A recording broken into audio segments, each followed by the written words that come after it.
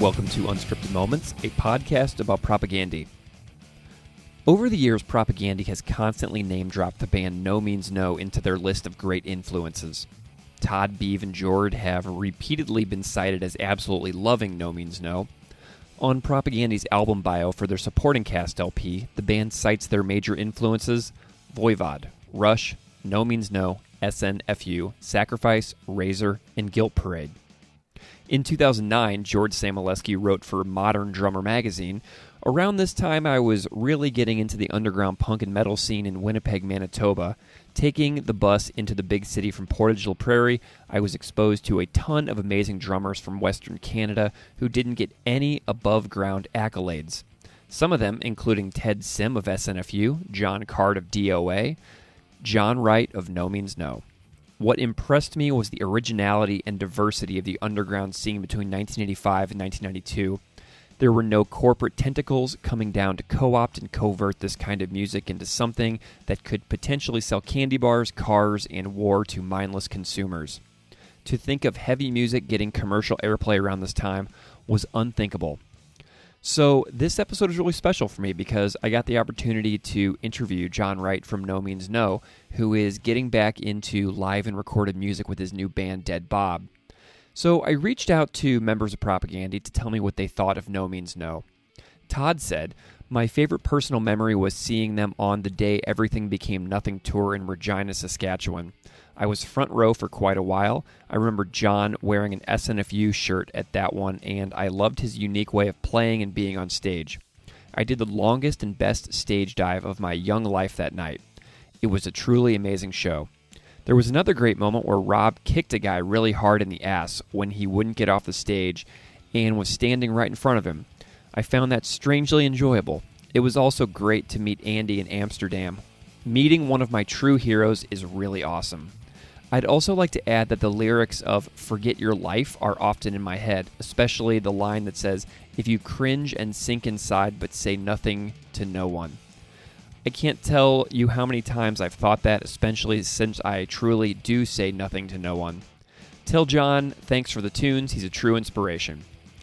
Jord was traveling when I reached out for comment, but he got back to me and he said, "Yeah man, NoMeanNo was a very special band to me. Amazing." Beeve said, "I've loved this band since the moment I heard them. Their playfulness with music has always been a massive influence." Chris said, "I thought they were awesome. I started seeing them in the late 80s here in Winnipeg." For this interview with John, I pulled tons of quotes from years of interviews with Propagandhi members where NoMeanNo got mentioned, and I used the band's own words to get John to tell his story in his way. So in a way, this interview is me just using the words of Propagandhi to hear the story in music with one of their major influences. Consider this an episode, a sort of complimentary conversation in a way to the conversations we had with Joe Rico and Rob Urbanati of Sacrifice way back on episode 11. John Wright played drums for years with NoMeanNo, sang for the Hanson Brothers, toured for decades, influenced countless punk and hardcore fans the world over. He has a new band, Dead Bob, and their record Lifelike is out now. Dead Bob will be playing shows, so go check them out if you get a chance. Without further delay, here is my conversation with John Wright.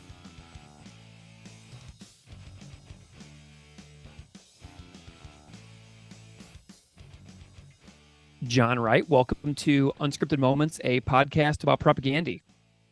Hello.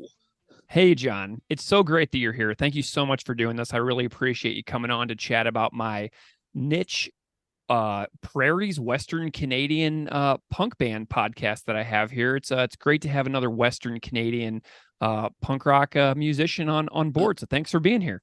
Oh, no worries. Yes, about as Western as you can get. Yeah. Hailing from, NoMeanNo, of course, hailing from Victoria originally. Mm-hmm. So out on the Pacific Ocean. I love it. I love it. Well, John, I want to chat about your last sort of 9 or 10 years briefly to begin with. That's okay. Yep. In 2015, Todd from Propagandy went on Facebook and he wrote, "The time has come to say goodnight to true punk legends NoMeanNo who are retiring from an amazing career as one of the greatest bands ever. We often use NoMeanNo career as a reference for our decisions. They always operated with a sense of integrity, stayed true to themselves musically, and in a way they dealt with the nuts and bolts of everything. Rest in peace to the true old schoolers." So those are the direct words of Todd Kowalski, the bass player of Propagandy. And Oh, so I was wondering, kind words. amazing, right? Like his adoration and respect for your career really shows through, I think. The fact that he took the time to do that, you know what I'm saying? Yeah. Oh, absolutely. Yeah. So what I'm curious about is, since Todd wrote that post in 2015 announcing the retirement of NoMeanNo, I'm curious about what your life has been like from 2015 sort of until the present day, because you've had several projects that have happened in the last 10 years.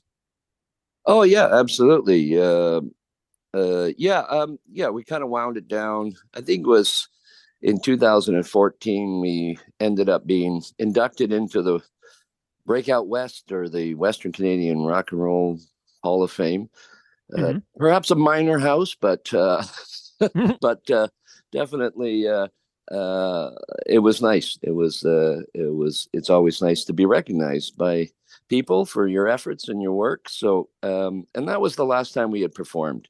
We did a kind of an unplugged thing since we were way too fucking loud for that kind of broadcast. Yeah. But and then yeah, so it was around after that we were pretty much decided it was done. My brother was he started a family late in life, let's Yeah. say. And right now his son is, I think, just turned 13, Cool. and his daughter 11. So and he's going to be turning 70. Yeah. So yeah, it was time to wind things down from his perspective. But for me, I kind of ended up moving out of the Lower Mainland and coming up to Lund. As I mentioned before you started recording, is at the very end of the road, the Highway 101, Yeah. as far as you can drive on the coast, the west coast of the North American mainland. And beautiful up here, absolutely gorgeous. And it was kind of the first time, actually, I'd split up with my wife, and I had separated from the mother of my children years earlier, and my kids were growing up, and I moved up here and was living alone for Mm. the first time ever in my life, living in my place up here. And boy, it's amazing what you can get done when you're all by yourself. It is for sure. I live alone too. I went through a similar experience a couple of years ago myself. Yeah, and this was a brand new experience for me at that time. So yeah, I got very busy with music still, or was still busy with music, as I was approached by a band of robots called Yeah. Compressor Head from Berlin. They were big Hanson Brothers fans, actually. The main fella, and well, all the fellas, and yeah, they kind of wanted me to write some punk rock for them. So I kind of dove right into that. And that was around 2014, 2015. So I got pretty involved with that musically. And that was kind of what I transitioned into when No Means No was over. And that was an amazing project. But unfortunately, the humans got in the way. And the band broke apart Yeah. in just after we'd finished the album, and that was unfortunate. But the end of that story is the main fella, Frank, in Berlin, is resurrecting the robots, and so I'm hoping to see them and do some more work with them next year. Wonderful. But in the meanwhile, also I've been brewing beer Yeah. for, well, I guess 32 or 3 years now, and as an amateur, and love doing it. And there was a possibility of becoming a brewer up here where I live, up north in Powell River. Powell River is sort of the main town. It's about half an hour south of where I am. And a pub came for sale, and I had some friends who wanted to partner up, and so we ended up buying a pub with the hopes of turning it into a brew pub. And then that utterly consumed me at that time. Yeah. We bought it in 2017, and just the last thing I did with the robots was that year, and then that was that. I was now a pub owner and went through a major renovation, and it was a very interesting time in that respect. Yeah. A lot of building. I also like to build, and I'm a sort of amateur, not woodworker, but I like working with wood, like building things, and the whole undertaking of renovating this pub was quite fun for me and amazing. And I ended up doing some more building around my property. It was just this sort of 1.5 years of construction. Nice. That's kind of Yeah. fun though. So, Keeps you in shape and active, keeps the body well, moving. yeah, it's a whole other mindset too, and but not unlike the way I write music. They're kind of connected in a way, which we maybe could talk about later. But that took us to the opening of what became the Wildwood Pub, and then that was we opened up in 2019, and then ended up closing in January of this year. So we didn't quite make it 4 years, and just the nature of the business, COVID, Yeah. vaccine passports, war. The Right. war actually in Ukraine was the death knell for us, because like everywhere, prices went through the roof as soon as gas was, you know, almost $2.50 a liter up here. No one went out for pizza anymore. Right. And we had a thing called the vaccine passports up here. I don't know if you had the same thing Oh down. man, I remember because I went to Winnipeg for some propaganda shows in 2021, and they barely let me into the show because I didn't have the Manitoba QR code for the Right. provincial cards. I had the U.S. cards, which are paper written with pen. They were totally junky, and they were like, "This is fake. You can't come in." And I was like, "No, I swear it's for real." Yeah, I know. It was all well intentioned, but it was just devastating for the industry. Yeah. Because well, up here too, we got a large percentage of, well, I don't know how many really, but a lot of the anti-vaxxers and that sort of stuff, and a lot of these people were our regulars, and they couldn't come, and they never came back. Yeah. Some did, but you know what I mean? It was just really devastating all around. I mean, not only the sickness, but just the collateral damage was pretty severe. And Yeah. especially for this industry, I think it's bouncing back in a lot of places. But the long and short of it is that by the end of 2022, it was obvious we'd lost too much money and couldn't keep going. We still have the pub; it's still there. So, if there's any wealthy listeners out there, why don't you come on out and get a pub going in Bell River? I'd be Nice. happy to help. When But uh when does Dead Bob music and writing start coming into that process? so essentially, this, like as I was saying, was quite consuming me. But then COVID came, and like everywhere else, everyone else, I suddenly had time on my hands. Everything calmed down quite a bit at the pub. Of course, we never closed, but it was takeout for a while and all that, blah blah blah. And so I had time, and I had a lot of unfinished songs, demos, stuff that I'd worked on with Rob's, for NoMeanNo, ideas. When I was writing the compressor head stuff, I was also just writing. Like I say, I lived for 2.5 years up here on my own, and it's a lot of time to monkey around. So I did and still do all my record demoing and writing on a Mac. I had a Mac with the GarageBand, and which was just an amazing tool to create and work on. And it sort of was also an easy way into the digital world of recording, and eventually with the robots, I had to get Logic Pro to export MIDI and export WAV files and all that sort of stuff. So it was a whole big learning experience and writing experience. So COVID comes along. As I mentioned, I built some stuff around my property, including a workshop, which I was doing some woodworking in. And I realized, I could set my drums up here. I really Yeah. hadn't played my drums much for years, and literally, I've never had my drums set up where I live. Hmm. like since like 1985 or something, or 84. They're always at a practice place and somewhere Yeah. else.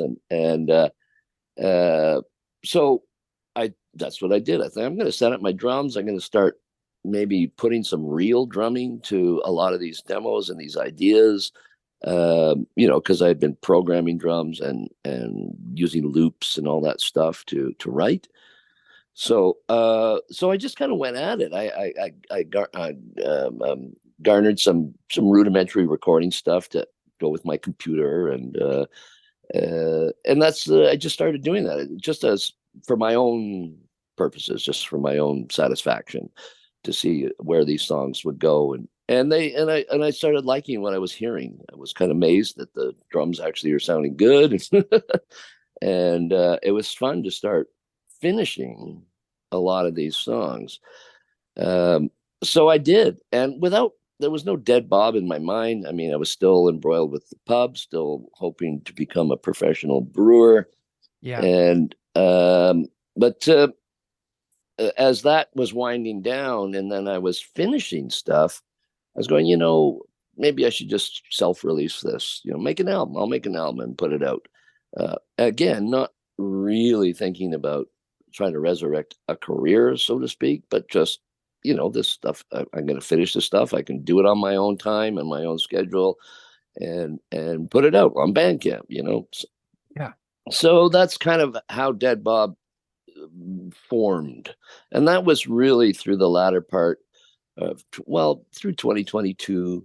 And then as it became obvious that the pub wasn't going to make it, it was a good, I could concentrate more on it.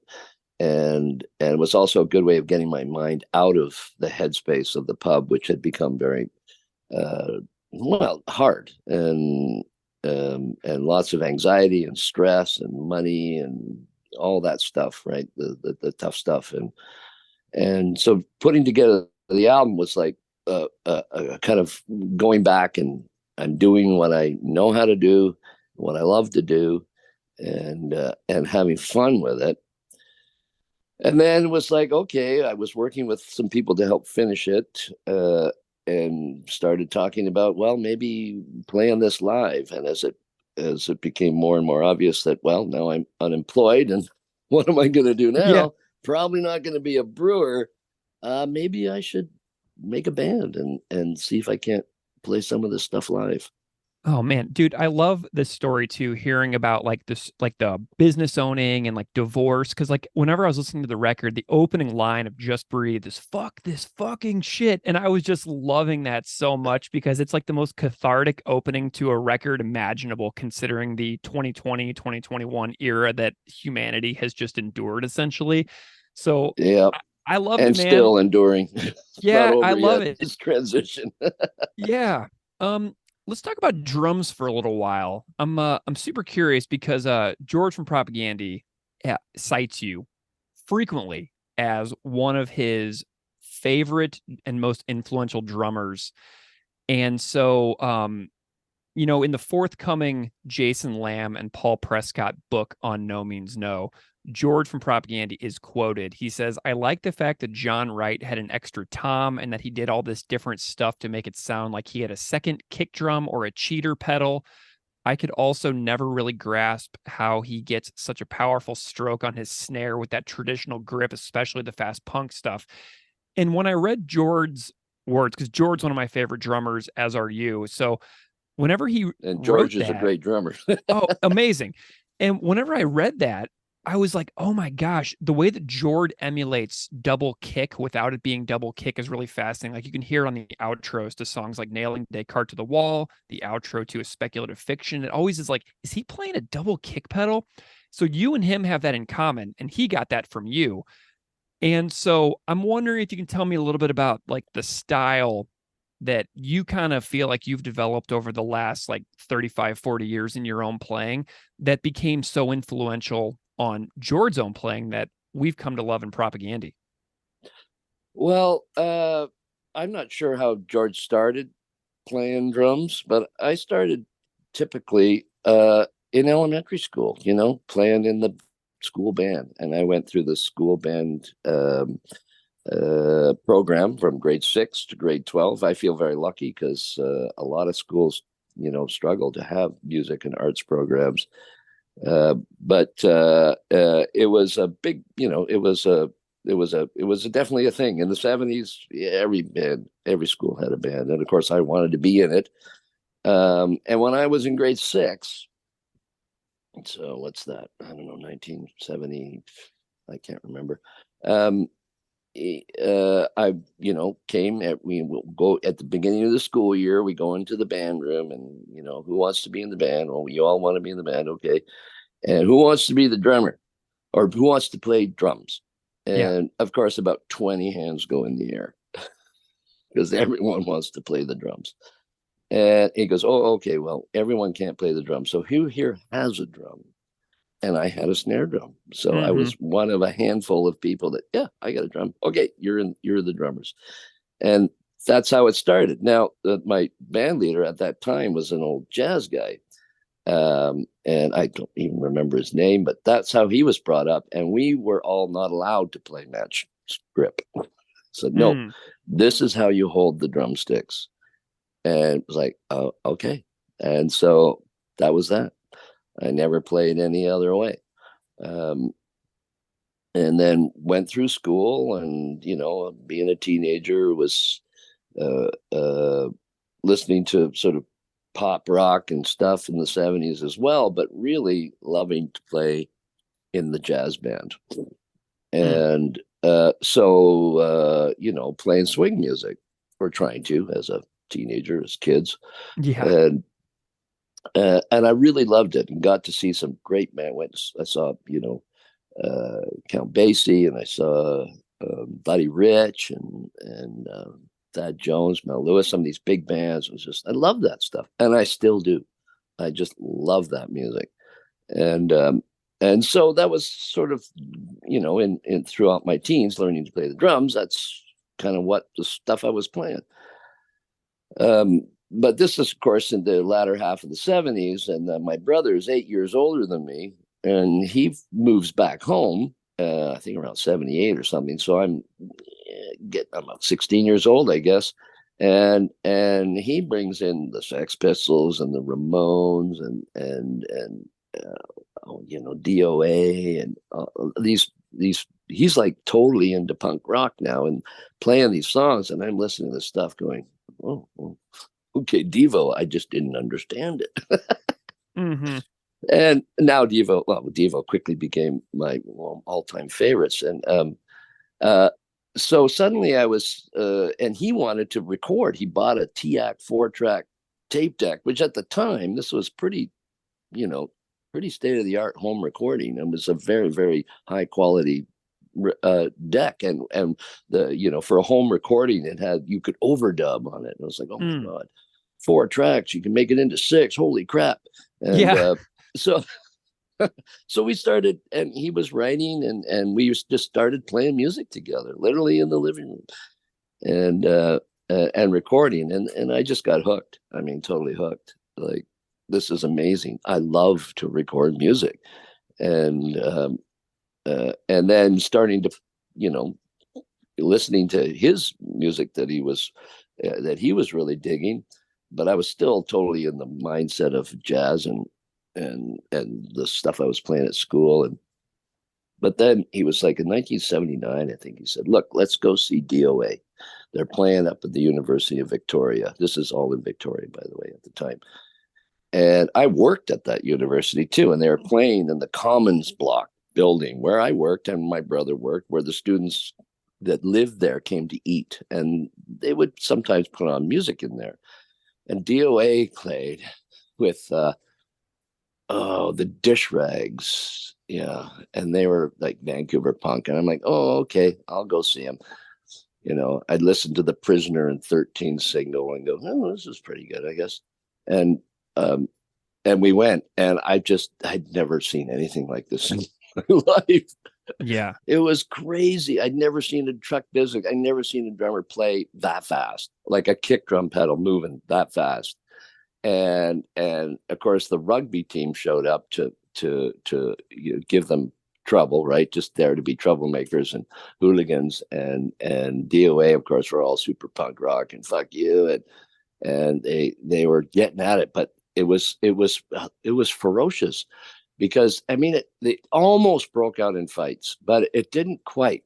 And I'm sitting on a table like right beside the stage watching this kind of chaos, and DOA just kept playing, and the more, like, I don't know, Randy Rampage, a beer was thrown at him and it smashed on his bass, and he cut his fingers and there was blood, and then and then Chuck was like, Chuck, who was actually a giant wimp, he was like he picking up one of his cymbal stands like fuck you, blah, blah, blah, blah, and then they would just go into another song.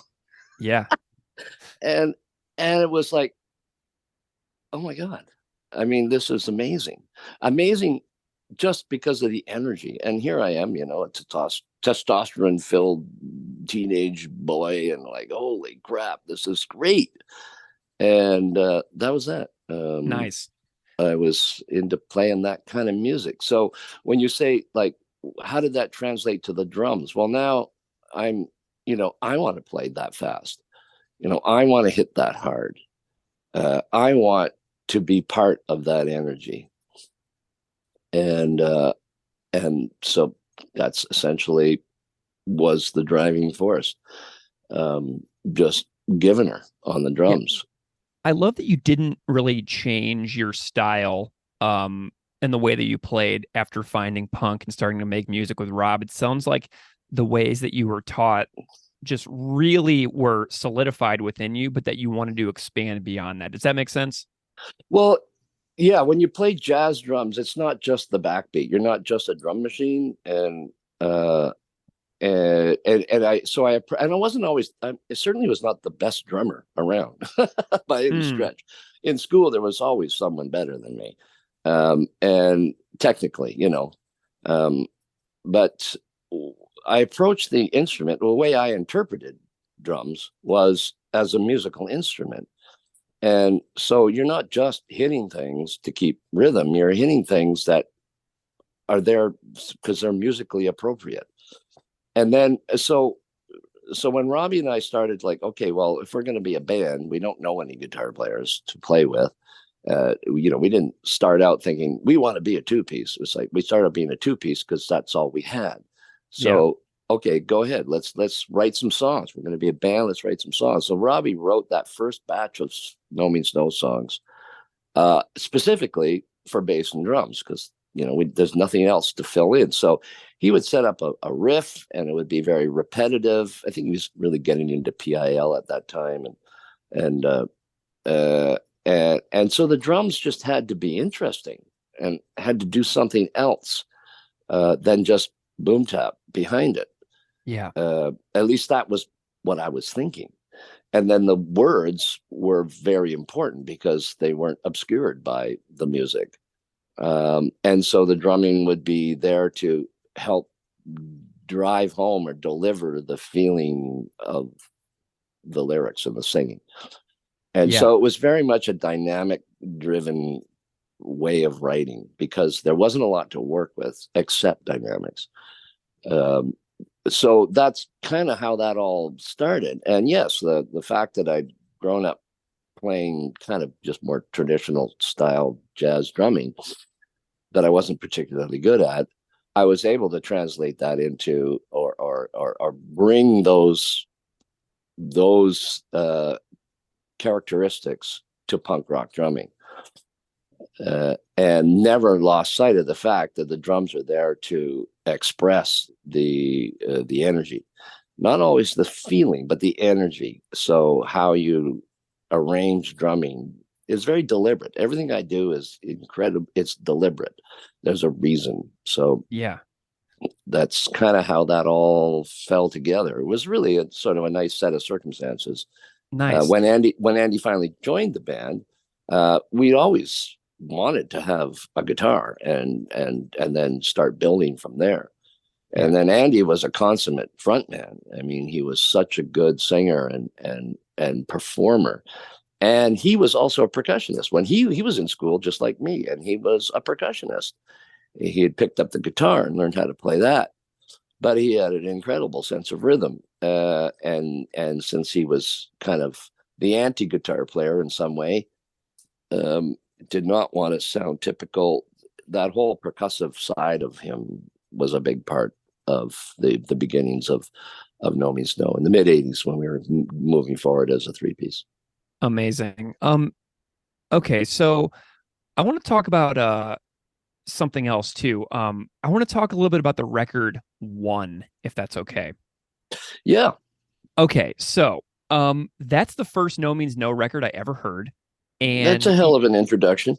dude, even though like I like it now, but when I was 14, it totally didn't click with me. I was like listening to like Fat Records bands and you know what I mean, like Epitaph. Oh And yeah, yeah, yeah, so yeah. the guy who recorded my middle school band's first album told me that his favorite band was NoMeanNo. So when I went to Vintage Vinyl in St. Louis, the only album for sale was One, and I bought it, and I was so confused by it, and I was like, that I didn't listen to NoMeanNo again until I was like 26. Okay. And What the so, hell is this crap? dude, I was not ready for that. Like, if it would have been like World Hit of the World, if it would have been Ausfahrt, which wasn't even out then, you know what I mean? If it would have been records like that, I would have been fine. But One put me off of NoMeanNo for like 12 years. It was hilarious.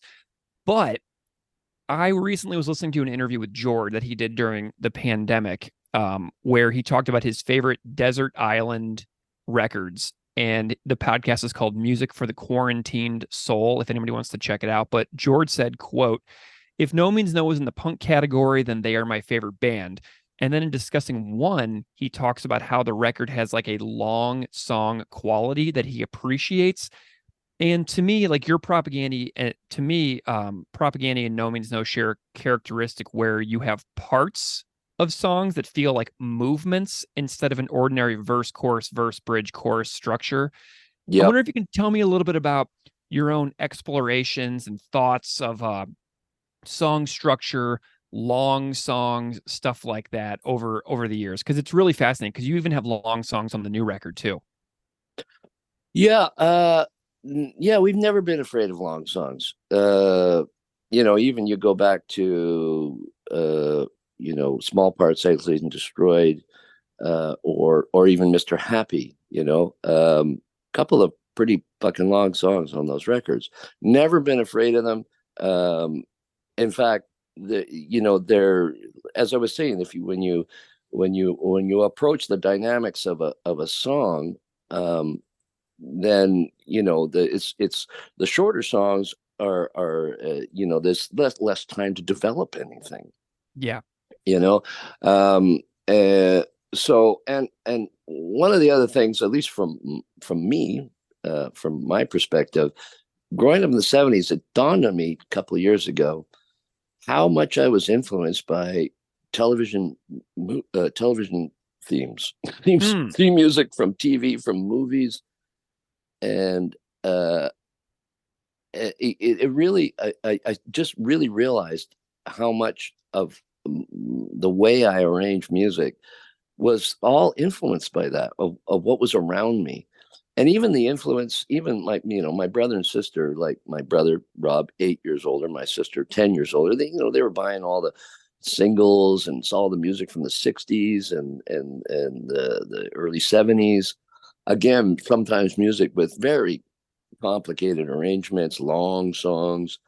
Um, that was all there in the background of my life.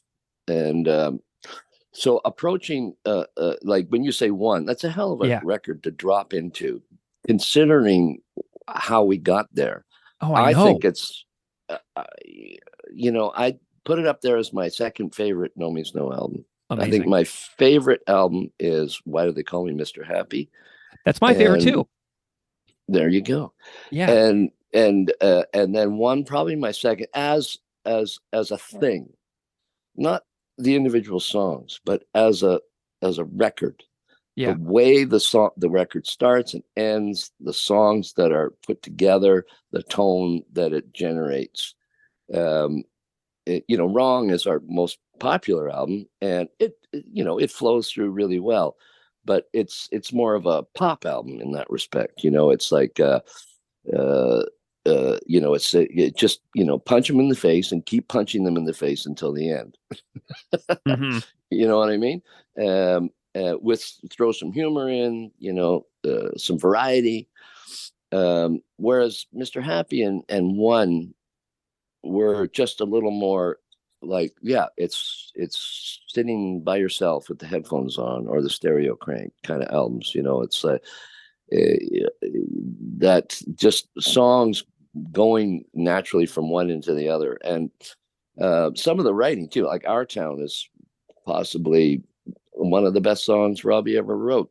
Yeah. Not because it's really about anything, and it's just creates you can't help but have an image in your head. You can't help but feel something about the environment that he's creating, um, and sort of the humanity of it.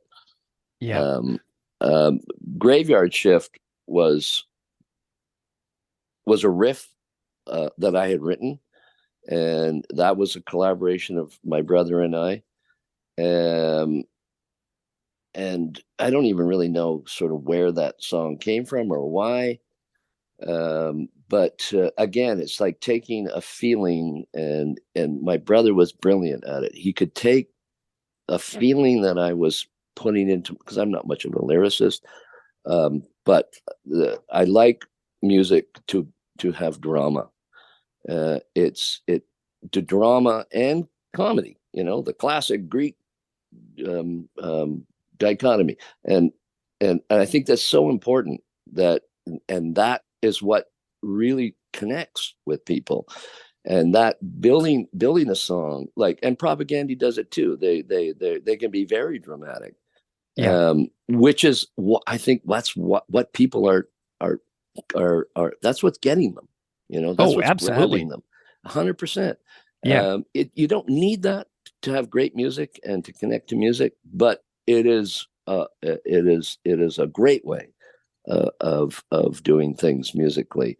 And that, from classical music, where and that stuff is all drama. There's and and and and so that characteristic was always kind of there in the writing and mostly in the arranging. So Yeah. One would be a hell of an album just to jump into if you're a kid who thinks going to be going to rock your socks. Yeah, dude. Uh, It was a it wild time. but It was it does in its own way. But yeah. yeah, if you're kind of jumping from Fat Records to No Means No One, it's like, what?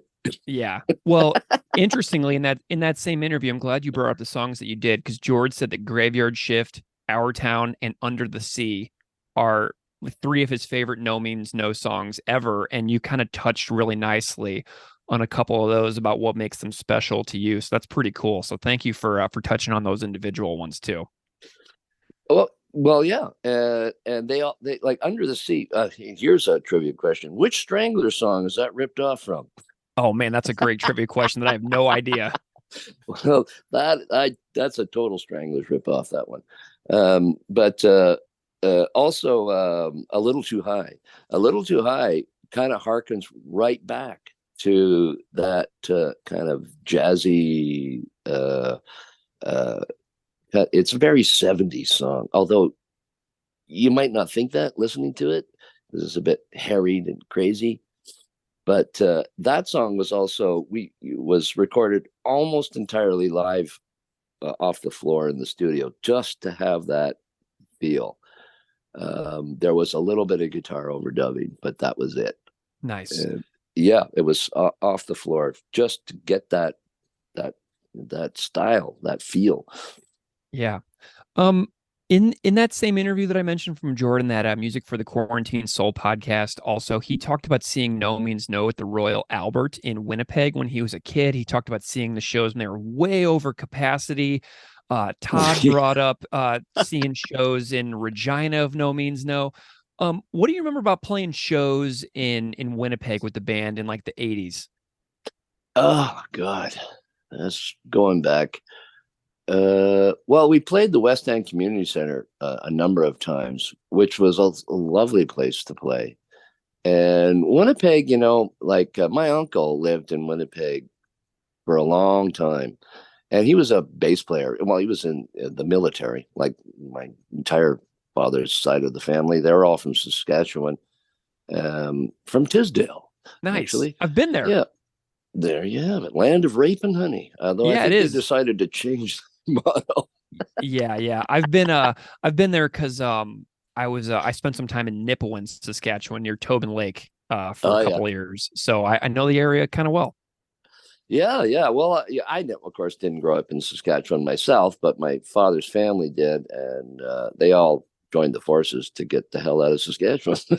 Mm, Either that or be a farmer. Like, no, no, I'm going to join the forces. yeah. So, and my uncle was a clarinet player in the forces, and but he was a bass player and a jazz guy, and they lived for years in Winnipeg, and it was a major musical hub.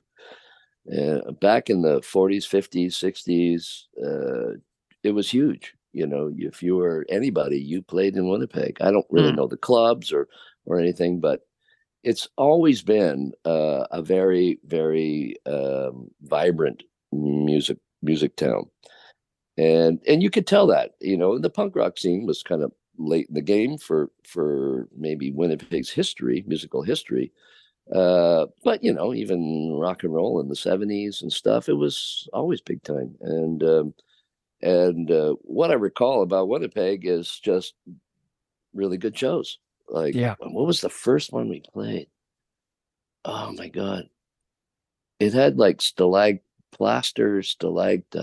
from the ceiling that if you pogoed too high, you'd impale yourself. Oh man. God, what was that place called? I can't remember.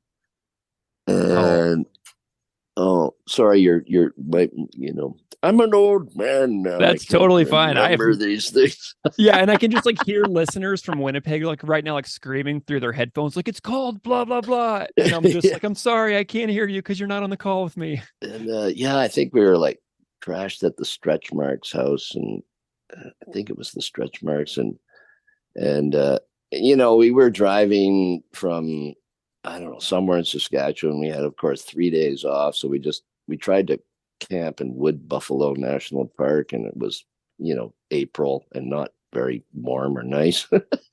Yeah. And it was, fuck it, we're just going to go to Winnipeg, and we spent a couple extra nights there, hosted by wonderful people, and in those in that time, traveling around, our first tour through the States, we went out for about 2.5 months, and we never played a Friday or a Saturday night. Like, Mm, you know what I mean? It was like the shows we got were midweek shows, often 2 or 3 days off, and you just ended up staying with people yeah. and meeting a lot of people. And we soon discovered that if you do their dishes, they love you forever. And then you have a friend for life. Exactly. They can't remember the show, but hey, yeah, those guys did my dishes. Yeah. Amazing. So Winnipeg was kind of that. Our first trip through was kind of that way, so, and playing Winnipeg in the winter, playing Winnipeg in the summer. For the Royal Albert, or what, Spectrum, I think we played once. The big shoe in Winnipeg. Always good, good music, always good audiences. Yeah. Amazing.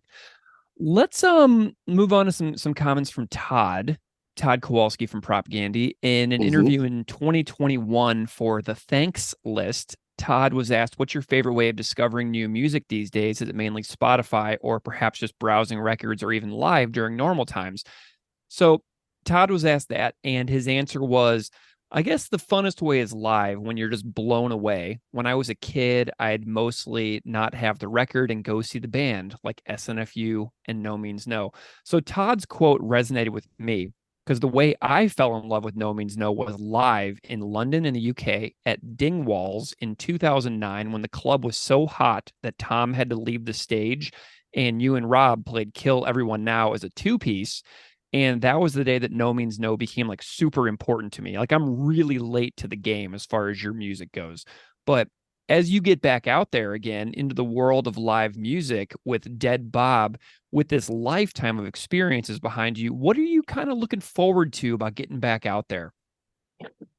Uh, well, uh, certainly looking forward to and hoping that we're a great band, and that we can still put on that kind of energy and musical experience that people like yourselves will go home and remember and be very happy they went and saw, um, because that's fun for me.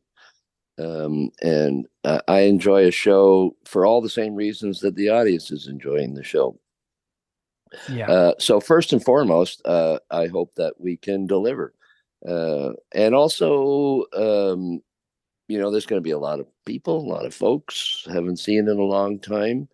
A lot of good people, and it'll be very nice to reconnect with people, around the world, I suppose. Certainly North America and Europe. Um, and Yeah, I mean those are the kind of that's what I really always liked about touring was the people you met and hung out with and shows, exciting shows. I mean, it's not like every show we ever played was the best in the world, but we had a pretty good track record. There was not a lot of duds, a few, but so that's kind of what I'm looking forward to the most. Driving, uh, not so much. Yeah. How's the body going to be in a van these days? I I can't don't know. sit, We're gonna man. find out. Yeah. I And just the can't stay last time I limber. drove over the lakehead, I said, "This is the last time I'm ever fucking driving the lakehead." As lovely a drive it is, Yeah. as beautiful as it is, after I don't know, 15, 20 times, I've kind of done that. Uh, so we'll see about the nuts and bolts of touring. And now, of course, I don't know. Everything's changed, of course, a lot. Well, I mean, not really, I suppose. But just the landscape, the amount of bands out there playing, the state of corporate versus independent clubs, the cost of everything is just unbelievable. Yeah. The last time I bought a cymbal, it was $150. Mm. It's that cymbal is now $500. Jeez, man. Yeah, and I'm not kidding. The last I time I believe it. bought a set of drumsticks was $7. I just bought them. They were $12 or $20 a pair Wow. for drumsticks. Uh, just those things. I mean, it's just brutal. What bands and so bands are economizing everywhere because it's not as though. I mean, yeah, there's musicians and bands that make a lot of money, but generally speaking, they don't. Um, and it's more and more difficult just to afford to be out there playing. Ticket prices have gone up for sure. I think $20 is pretty much normal now. Certainly in Canada. I don't know everywhere in the world, but yeah, it's hard to make money, and now it's hard to sell music because obviously people can stream everything for free. Uh, However, that seems to be changing too. I think if you've got fans, they wanna support, and I think bands that have a good rep and are doing well on the road are selling merch directly, which is all a good thing. Um, so just yeah, it's going to be a bit different. We'll see. Hopefully, it'll be fun. Hopefully, we get shows. Yeah. Yeah. Still Um, awaits. It's still to be seen how this is all going to unfold. We have 9 shows booked, of it's a which giant experiment. Love it. yeah, and we haven't been on stage as a band yet. So it's this is entirely new territory for me. No Means No, the Hanson Brothers, all that, the Show Business Giants was all a very long, simmering process. This is, oh, I did a thing. Now we're going to play it live. Yeah. Yeah. Oh, and your tunes are not easy. You've really stuck to the history of what you've been able to create and not dialing it or not phoning it in. So Um, Well, yeah, and of course the thing is writing all this music and recording it without any thought of playing it live. yeah, And I was like, oh no, how the fuck are we gonna play this live? yeah, So like literally, like I just the opening, the next album's done, and well, pretty much, and I've written a song, and I think it's the last song, probably the last Rob and myself, our collaboration. It's his words, a demo that he had written 12 years ago, that I liked the words and I liked his singing and his and whatnot, but the musical structure wasn't it, it was one of these demos. Oh, we got to work on this one. And yeah. never went, and we never did. So I did. And I completely changed the music, but kept the singing almost exactly the same. Nice. And yeah, and but I've written a song that I cannot sing and play at the same time. And I've done this. It's like I can't sing and play this stuff really that well at the same time. I'd vowed that the next band I play in, I'm not doing any singing. And of course, what have I done? You're the I'm lead now the singer. lead singer. You're like Duncan from Snuff. Exactly. Oh He's my man. inspiration. If he can do it, I can do it. Oh yeah. And Well, he's been doing it forever, nonstop. did you ever listen to the punk band from Quebec City called Mute by any chance? Mute. No, Mute. no. Listen, there's a record called The Raven by a band called Mute, and their drummer is the lead singer, and they're kind of like a very technical punk band, like Strung Out or Propagandy. Um, Yeah. and their drummer is the lead singer. So if you're looking for some more inspiration on crazy singing while playing drums, like just go on YouTube and watch some videos of the band Mute from Quebec City because they are awesome. Wow. I'll Um, check them out for and they're sure. Canadian, so it's awesome. Are they still around? Oh heck yeah, they're an incredible band. They're a current band. All of their records are good. They have a record called Thunder Blast that's really great. A record called The Raven, which is awesome. You'll get a real big kick out of it, I promise. Oh, awesome. Yeah. Um, Well, because that brings actually to another point is that, yeah, like Tom is out, Tom Holliston is out playing right now. He's I in saw Europe. he did Two Lips, Two Lungs, One Tongue acoustic. Yeah. So good. Yeah, he does his own thing. I mean, he's a great songwriter in his own right. He was the show business giants, at least the main songwriter, and I did so much music with that man. And uh, okay, where was I going with? I got off an Something about attack. Uh, something about anyway, playing with Tom. well, what it is that not so much playing with Tom, but getting out and playing. Oh, I remember now. Like Tom had approached me a couple of times some years ago that Rebellion Fest keeps asking for the Hanson Brothers, so we could go and do Rebellion Fest. And I'm like, no, no, no, I don't want to play the Hanson Brothers. I don't, I was up to my eyeballs with the bar and and and so fast forward, and now it's like, okay, I'm sort of reintroducing myself to the music scene in some ways, and I just see this sort of geriatric punk rock circuit out there.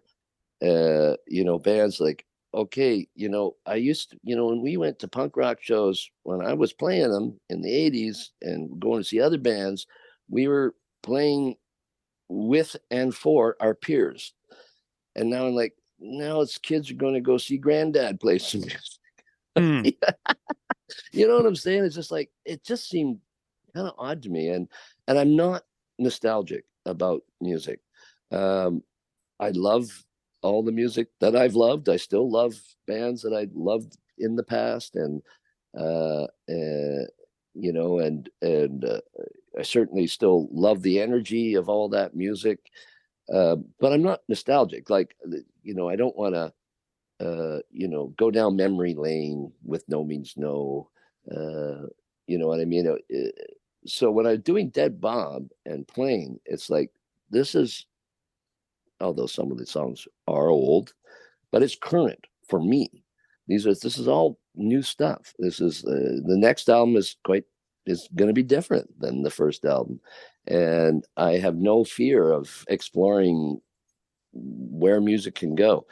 And uh, so, kind of the idea of getting back out on the road. It's like I don't want to be caught up in the nostalgia Yeah. and the recycling of music that happened a long time ago. Um, not to, I'm not trying to take away from it. I'm not trying to undermine that in any way. I think it's wonderful. I think there's lots of kids that uh, or younger people, I suppose. I'm hearing stories all the time that they want to experience that. Especially the ones that had COVID ripped 3 years out of their lives right at that time. When they want to Yeah. go headbang somewhere, right? And they're just itching to feel that energy. And I think that's awesome because, I think music really started petering off energy wise, um, as different trends of music come and go, and it's nice to see punk rock has that kind of endearing quality or enduring and endearing quality of energy and emotion and something behind it other than just partying. Yeah. That's there, and kids now can feel that just like kids did 40 years ago, and probably before that. I don't know. I have no experience of what it was like to be a kid in the 50s, so I can't relate to that, but I can relate to what it was like to be a kid in the 70s and 80s. And so it's awesome that that kind of energy, that kind of musical energy is engaging people. But for me personally, it's like I think of this as new. What I'm Yeah. doing is not nostalgic. Like, Dead Bob, this lifelike. Okay, yeah, the title track is an old song from the 90s, but not done like the old song. I'm not trying to resurrect that. I would just, that was never even intended to be released. That was just a pet project of mine. Oh, this was written as a pop song. I think I'm going to record it like a pop song. And I want it to be not asexual. What's the word? Uh, that's not just male voices through it, Right. right? That to have a choral effect, more of a people sound. And it was so great to have Selena Martin sing for me for that song. She's such an awesome singer, and so it's bringing a new, just presenting it in a new way. Not maybe musically new, but for me, just that was another way.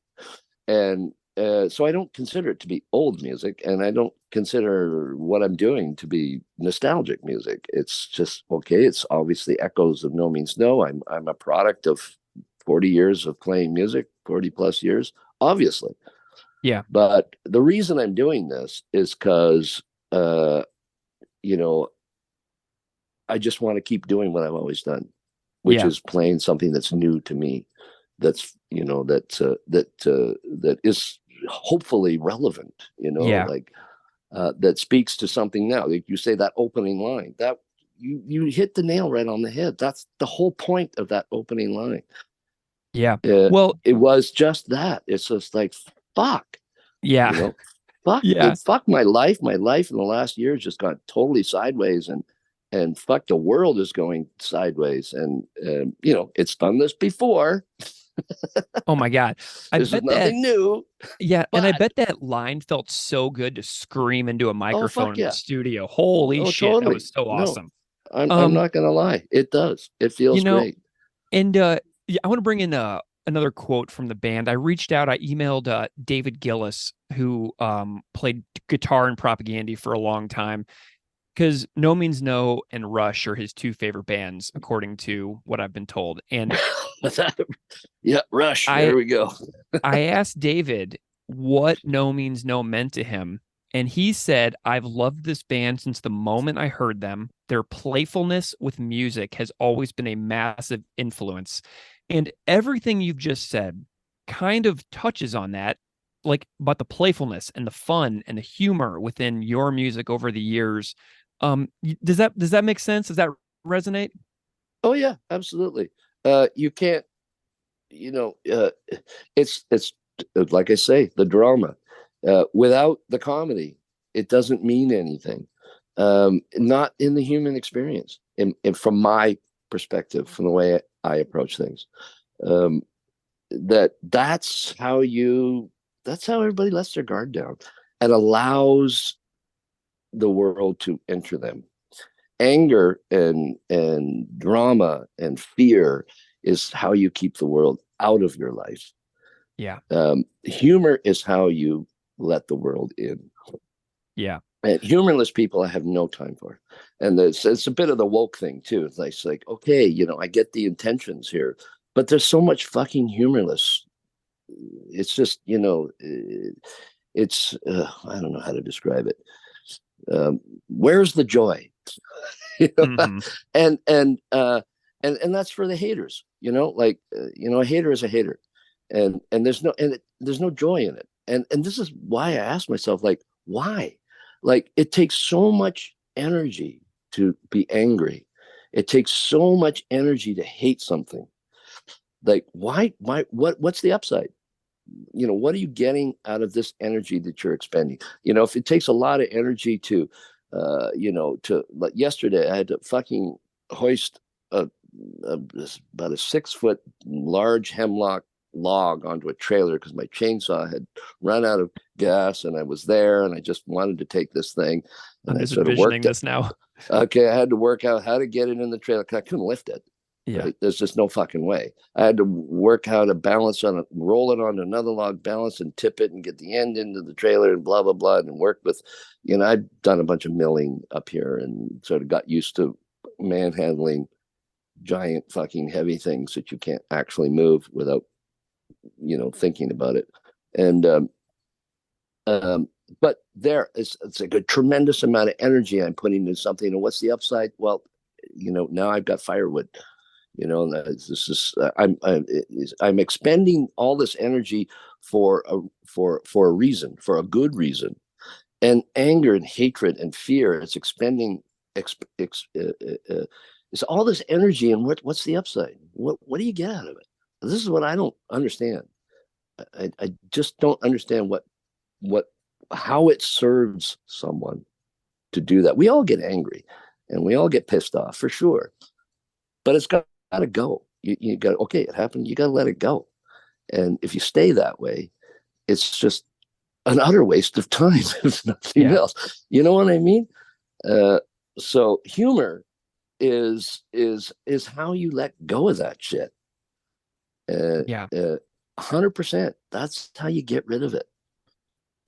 I love it. Well, John, I've just got one more question um, for you. First of all, thank you so much for, humoring me on this interesting interview structure that I've woven together from years of propaganda quotes in the media. And I gave you a little bit of homework for our interview, and I told you to listen to the song "A Speculative Fiction" by Propaganda and let me know what you thought about it. So, did you do your homework, and what did you think of the song? Yes, it's a great song. And again, it touches on the time. I mean, Propaganda touches on the times, from the 90s, like a lot of bands touched on now back in the 90s and growing up in, sort of forecasting a little bit. You take that song on one hand, it's kind of romantic, but and you can take that song and it's a template you can drop anywhere. Um, and but the problem is, of course, is you can drop it anywhere and any side can be that side. Mm-hmm. You know what I mean? Now, to take it from the frustration that is in that song, that's what I relate to. It's the frustrated. Propaganda has this very, very frustrated look at things, and I do too. That's what I connect to with that band. And that song is another iteration of those feelings. That's what I'm getting from it. Yeah. Uh, uh, sort of the world piling on, but the world piling on piles in all directions all the time, and so it's like what no means no. Well, my brother especially, mostly, um, is trying to take a step back from the piling on, and seeing it from how one piles onto their own lives or the lives of those around them. Not so much on a geopolitical scale, but on a personal level. And you take that song, and you take the idea of the uncompromising idea, and what I really appreciate, what you obviously the comments from the members of the bands, and that is about not compromising what you feel is right for you, and and that you want out of that a positive effect on the people around you. I mean, that is an uncompromising band. Yeah. Yeah. They Absolutely. don't play. They don't fucking pull any punches. I don't agree with everything that comes out of their mouths, but Yeah. that's what makes them kind of cut above. You know what I mean? That's what makes them stand out, which is what I admire. And my brother was the same way, but not so much in sort of overt politics. Hmm. But like that song was there was another song actually I wanted to talk about. What was it? Love. It was from their second album, Love Without Love. Without Love. To me, that's more that song um, strikes me more because it's getting more to the heart of where these ideas are coming from. I mean, it's one thing to have ideas and constructs and criticizing constructs and the politics as a construct, but it's all that is driven from somewhere else, and it's not necessarily your intellect, but that song starts to focus on the heart of the matter, to if you pardon the pun, and that's kind of where uh, we've always focused, at least tried to, and so yeah, I love it. that's kind of what I was thinking about that song, and of course the other as well. Yeah. Nice. Well, John, you want to promote anything out there for the people listening? Tell everybody what to check Uh, out because there's a well, lot going on, and you're down in Missouri. I'm in Where? Buffalo, New York. Oh, you're in Buffalo, right? Buffalo. Sorry, I don't know why I had Yeah. somebody said something about I'm Missouri to me. I'm from Missouri originally, so yes. Oh, yes. Okay, Buffalo. I saw you at the Firebird in St. Louis in 2012 whenever you were selling the old tour EPs Oh, with Ford Pier opening up. that's right. Ford Pier. See that for Ford Pier going way back, eh? Yeah. Yeah. So, well, just yeah, Dead Bob. Of course, I need to also thank all those that helped me out. Selena Martin, as I mentioned, and Ford contributed lyrics to a song, and my brother, of course, two of the songs were the lyrics were written by him, and Byron Slack from Invasives. Do you know the Invasives? A little bit, but I've heard you talk about them on Matthew Jordan and Michelle's Yeah. podcast, so I've been planning on checking them out. Oh, absolutely. You're gonna love them. You're gonna love them. And they I don't know what album they're on now. 6, 7, um, and they're all strong. They just released one earlier this year. They don't play much as a band now. Touring this typical, they toured and toured and toured and got nowhere. And I don't understand why, because they've got the sound, and it's great songwriting, it's great playing, and they're great live. It's like I just don't get it. But and Byron has played drums in the Hanson Brothers with us before, and he collaborated on one song with the Robots with me at writing. So very happy to be working with Byron and his partner, who I only just met last year. I didn't know her previously. Christy Leodette is came and played some horns, and she's in the band with Dead Bob. So Ford has taken it upon himself to learn how to play the trombone, and she plays the trumpet. So we're going to have some horns going. And Ford is playing primarily keyboards in Dead Bob, Myron on guitar, and also on the album, my son popped in, played some acoustic guitar, which was awesome. And I hope I'm not forgetting anybody on the record. And the bass player is an old friend from a band called Pigment Vehicle, who are also a crazy band from Victoria from back in the day. And he hasn't picked up the bass in 25 years, but he lives right here up in London with me. So, he was my business partner at the pub, and I helped him build his coffee shop business when I first moved up here. So we've gotten to be good friends. I always knew him for years, but we've gotten to be good friends. Yeah. So those are the folks all playing with me, and hopefully we'll be out east and come and see you down in Buffalo. Hey man, I also have, and I do Airbnb at my house, and I've been trying to get some word out there for bands ever coming through Buffalo, that if you ever are in a band coming through Buffalo and you get in touch with me, we can work out a way where you can stay at my place. So if you guys come through here, please let me know, and I'll put you absolutely. up. You got room for 7? We can make it work. Yep, we can make it work. Yeah, that's the other thing, being a 3-piece, obviously a little bit simpler. Now Dead Bob is a 5-piece. Remember, I was talking about how fucking expensive shit is these days. Yeah. Well, it gets even more onerous with these large bands, and and it's hard on promoters. Like, how many do I have to feed? Literally. Yeah.